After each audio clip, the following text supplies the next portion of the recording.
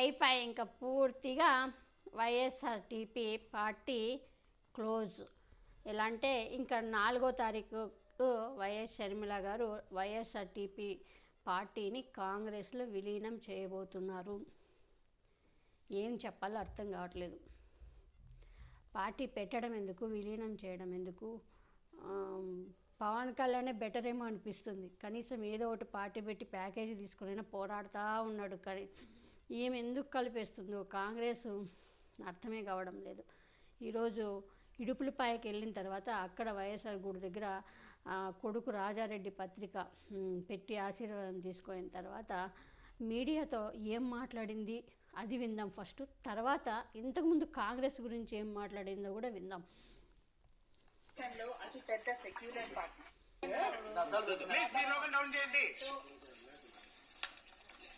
కలిసి పని చేయాలి అని ఇదివరకే నిర్ణయించుకున్నాం. తెలంగాణలో కాంగ్రెస్ పార్టీకి మద్దతు ఇవ్వడం జరిగింది. కనుకనే కేసీఆర్ గారి ప్రజా వ్యతిరేక ప్రభుత్వాన్ని దించడంలో వైఎస్ఆర్ తెలంగాణ పార్టీ చాలా పెద్ద పాత్ర పోషించింది. 31 నియోజకవర్గాలలో కాంగ్రెస్ పార్టీ కేవలం 10,000 మెజారిటీతో గెలిచారు. దానికి కారణం మేము పోటీ చేయకపోవడం. ఏం చెప్పింది షర్మిల గారు? ఏందో జగనన్న చెల్లెలు అయిపోయింది, లేకపోతే ఏం అనలేకపోతున్నాం. 30 నియోజకవర్గాల్లో వైఎస్ఆర్టీపీ పోటీ చేయకపోవడం వల్ల కాంగ్రెస్ గెలిచింది అంటుంది. మరి ఇంత ప్రభావం వాళ్ళు గుర్తించిండే 30 నియోజకవర్గాల్లో తను వైఎస్ఆర్టీపీ ప్రభావం ఉంటే మరి కనీసం గెలిచిన తర్వాత కాంగ్రెస్ ఎందుకు ఈమెను పిలవలేదు, ఎందుకు ఈమెను గుర్తించలేదు, ఎందుకు కనీసం థ్యాంక్స్ కూడా చెప్పలేదు. ఈమె కాంగ్రెస్ పార్టీకి నేను సపోర్ట్ చేస్తున్న మద్దతు ఇస్తున్నప్పుడు కూడా వాళ్ళు ఒక్కరు కూడా ఏ నాయకుడు కూడా ఈమెకి థ్యాంక్స్ చెప్పలేదు. తర్వాత గెలిచిన తర్వాత కూడా ఈమెకి కనీసము ప్రమాణ స్వీకారానికి ఆహ్వానం కూడా లేదంటేనే అర్థం చేసుకోవాలి. ఎవరు డబ్బా వాళ్ళు కొట్టుకుంటేనే వాళ్ళకి బాగుంటుంది. ఏమి విమర్శించలేకపోతున్నాం జగనన్న చెల్లెలు కాబట్టి. అనవసరంగా పార్టీ పెట్టింది, అనవసరంగా పార్టీని విలీనం చేస్తుంది. కాంగ్రెస్ గురించి ఇంతకుముందు ఏం మాట్లాడిందో విందాం. ఇప్పుడు ఈరోజు మాట్లాడింది ప్రజెంట్కి ప్రభుత్వాన్ని దించడంలో వైఎస్ఆర్ తెలంగాణ పార్టీ చాలా పెద్ద పాత్ర పోషించింది.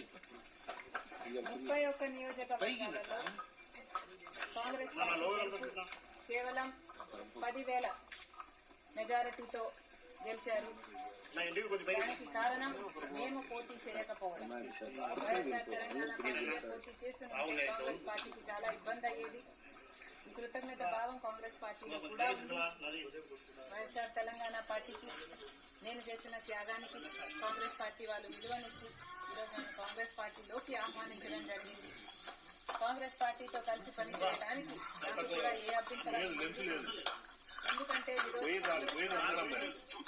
మన దేశంలో అతి పెద్ద సెక్యులర్ పార్టీ, ప్రతి ఒక్కరికి భద్రతనిచ్చే పార్టీ కాంగ్రెస్ పార్టీ. కాంగ్రెస్ పార్టీని బలపరచాలని మేము నిర్ణయించుకున్నాం. ఈ క్రమంలోనే అతి త్వరలోనే యాక్చువల్లీ రేపే ఢిల్లీకి ప్రయాణం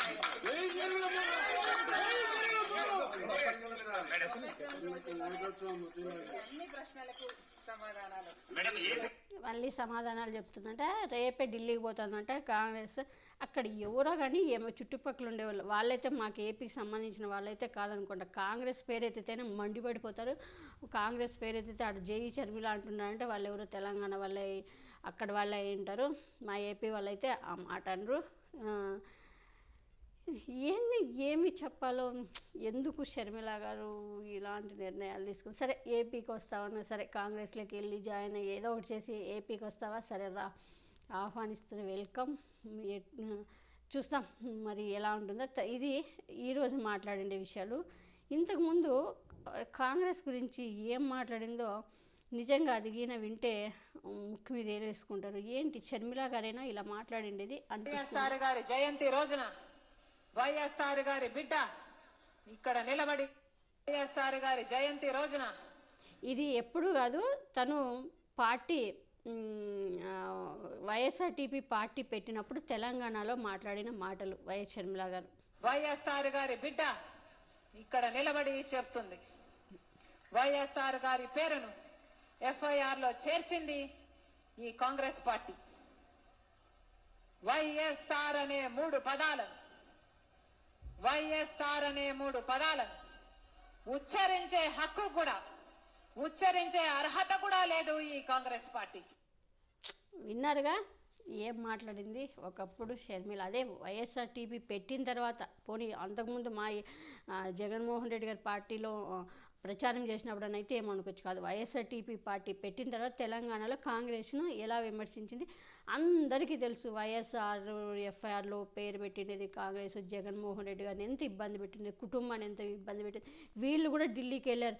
షర్మిల, విజయమ్మ, జగనన్నతో పాటు ఈమె కూడా ఉంది. ఆ రోజు సోనియా గాంధీ ఇంటికి వెళ్ళినప్పుడు వాళ్ళు ఎంత అవమానించారో తెలుసు, అన్నీ తెలుసు. ఈరోజు కాంగ్రెస్ ఎంత పెద్ద శత్రువో మా ఏపీకి తెలుసు. ఒకవేళ నువ్వు తెలంగాణలో రాజకీయం చేసుకో, ఓకే, తెలంగాణలో కాంగ్రెస్ గెలిచింది కాబట్టి మాకు అభ్యంతరం లేదు. కానీ ఏపీకి వచ్చి శత్రువుతో చేతులు కలుపుతుంటే చాలా బాధగా ఉంది. ఏమనాలి వినిపించడం లేదు. జగనన్న చెల్లెలు అయిపోయావు. కానీ చూస్తాం, నీ విమర్శను బట్టి మా ప్రతి విమర్శ ఉంటుంది. అంతవరకు మేము ఏం మాట్లాడడం. ఇప్పటికైతే ఏమనాలి, మోసగాళ్ళ కబంధంలో, అంటే ఒక పెద్ద మోసగాళ్ళ గుంపులో షర్మిల గారు ఇరుక్కుపోయారు. వాటి నుంచి బయటికి రాలేదు. రావాలనుకున్నా రానివ్వరు. ఇంతకన్నా జగన్మోహన్ రెడ్డి గారిని ఎంత బాధ పెట్టారో తెలుసు. రేపొద్దున షర్మిల గారు ఏదైనా తేడా చేస్తే అంతకన్నా ఎక్కువ ఆడ మనిషి అనేది కూడా చూడు. సోనియా గాంధీ, కాంగ్రెస్ అలాంటి వాళ్ళు, అలాంటి కబంధంలో చిక్కబోతుంది షర్మిల. మరి ఇది ఎవరి వ్యూహమో, ప్రశాంత్ కిషోర్ వ్యూహాలో, మరి చంద్రబాబు నాయుడు వ్యూహాలో, మరి ఈ బ్రదర్ అనిల్ కుమార్ వ్యూహాలో, మరి ఈమె సొంత నిర్ణయాల్లో తెలియదు. కానీ ఒక పెద్ద గండంలో అయితే పడబోతుంది వైఎస్ షర్మిల గారు. ఈమెను ఇంకెవ్వరు కాపాడలేరు. ఈ వీడియో ఎప్పటికైనా ఇలాగే ఉంటుంది. చూడండి, ఎప్పటికైనా ఓకే, నువ్వు కాంగ్రెస్లో ఉండి నీకు వాళ్ళు మంచి చేస్తే మేము కూడా ఓకే, జగనన్న చెల్లెలి రాజకీయంలో నువ్వు ముందుకు వెళ్తావు, బాగుపడతావు అంటే ఎవరికైనా ఆశీర్వదిస్తారు. కానీ నువ్వు జగన్మోహన్ రెడ్డి గారికి అన్యాయం చేయాలని చూస్తే మాత్రం నువ్వు చాలా బాధపడతావు. ఇదైతే గుర్తుపెట్టుకొని తప్పటడుగులు వేయకోకుండా జాగ్రత్తగా ఉండమని అయితే మేము చెప్పగలం. ఇంతకన్నా ఇంకేమీ చెప్పలేం.